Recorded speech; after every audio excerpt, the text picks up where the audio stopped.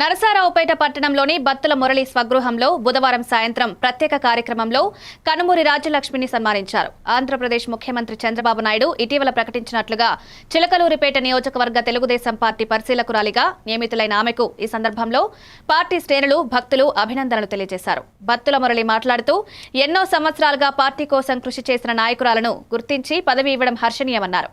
ఈ కార్యక్రమంలో చేగు వెంకటేశ్వరరావు, బొగ్గారపు బ్రహ్మానందరం రావికింది వెంకట, సుబ్బారావు, నరసింహారావు, కోట వాణి, కనుమర్లోడి శారద తదితరులు పాల్గొన్నారు.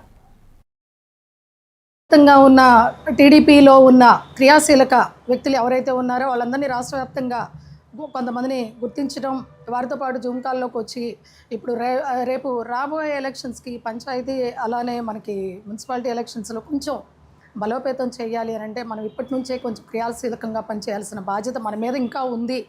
మనం దాని మీద ఇంకా ఫోకస్ చేయాలనే ఉద్దేశంతో ఈ బాధ్యతను అప్పచెప్పారు. ఇది బాధ్యత మాత్రమే. ఈ బాధ్యతని చాలా సక్రమంగా నిర్వర్తించడంలో నాతో పాటు ప్రతిరోజు, అంటే ఇక్కడ నేను ఒక్కదాన్నే కష్టమని కాదు, ప్రతి ఒక్కరూ చాలామంది ఇక్కడ పార్టీ పరంగా ఎంతో పనిచేస్తూ ఉన్నారు. ఇటు ఎస్ఎన్ కాలేజీలో మెంబర్గా ఉంటూ, రాష్ట్ర స్థాయిలో ఆర్టీఐలో సలహాదారుడిగా ఉంటూ, ఇంకా ఇప్పుడు ఈ వైశ్యులకు సంబంధించి ఏమైనా సమస్యలు ఉన్నా ఆయన దృష్టికి తీసుకొస్తే టక్కున అలా వాలిపోయి ఆ సమస్యలు పరిష్కరించడం కానీ, లేదంటే రాష్ట్ర వ్యాప్తంగా ఏదైనా ప్రోగ్రాం జరిగితే సుడిగాల పర్యటనలాగా ఈ వాసవి క్లబ్ తరగను కానీ, అంటే ఇంకా నాకు తెలియకుండా ఇంకా ఏమైనా పనులు ఉంటే ఆ పనులన్నింటిలో కూడా ప్రతినిత్యం పార్టీలకి అతీతంగా ఒక బీజేపీ నాయకుడిగా ఉంటూ పార్టీలకు అతీతంగా సేవా తత్పరత అనేది తన ట్యాగ్లైన్గా, ఇంటి పేరుగా పెట్టుకొని ఈ రోజుకి కూడా నిత్యం ప్రజల మధ్యలో తను ఉంటూ అందరినీ, ఆయన వయసుకి మనం గౌరవం కంటే కూడా ఆయనలో ఉన్న ఔదార్య గుణానికి మనందరం కూడా హాట్సాప్ చెప్పాల్సిందే.